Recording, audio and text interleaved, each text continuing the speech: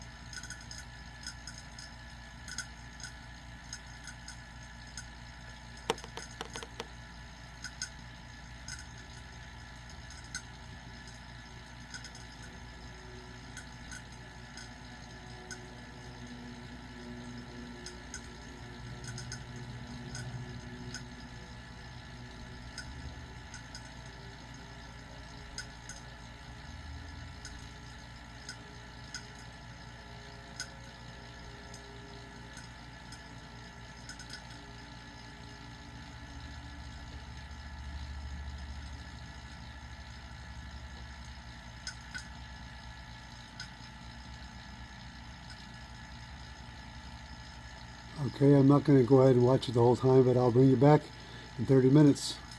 So far it's doing great. Okay, I was able to get to 248 in 30 minutes. I'm going to go ahead and let it run for another half an hour, see if there's any difference between running a half an hour and running it for an hour. So I'll give it one more hour and I'll bring you back. So far we got 246 in a half an hour, and I'll bring you back. Okay, it's been half an hour. It's been an hour, I'm sorry. In 1 hour, and it's down to 174 microns. And again, that's not bad with this little girly pump. This pump has done, I don't know, probably 15 systems, maybe 16 systems, I don't know. So it's been there, done that, and it's held up. So it's done pretty good for that. So I'm going to go ahead and stop it, and but that's just so you know, with this little pump, if you leave it on for an hour, you can get down to 174 microns if you have a tight system. Now, if you don't have a tight system, you don't know. Without a micron gauge, you just don't know. Now, we just proved that a little pump will do that. Instead of these awesome killer pumps, I got 1 horsepower, 12 CFM dual stage killer pumps, but even the little girly pump is fine as long as you have a tight system.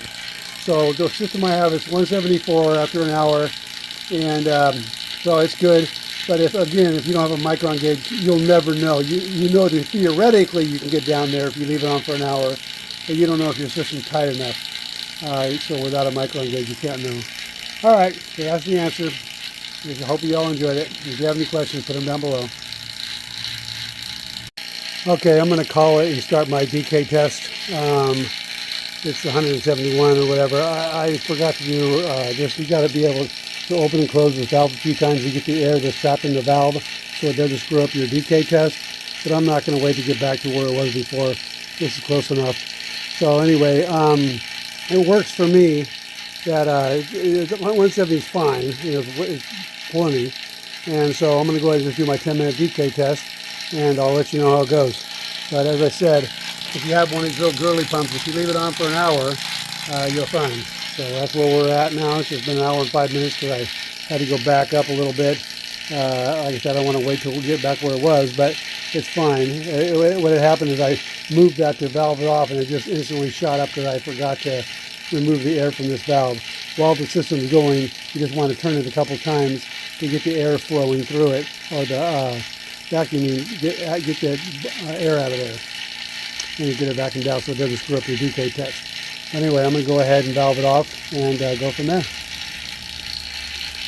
You can see it jumps up like that. Hold on a second. You can see it jumps up like that as soon as you valve it off, and I will let you know how it goes through the whole test. I think you can see it all. Okay, I'll be back. I'll let you know in 10 minutes.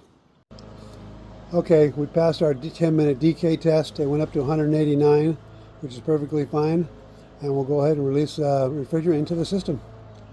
Good job, little pump.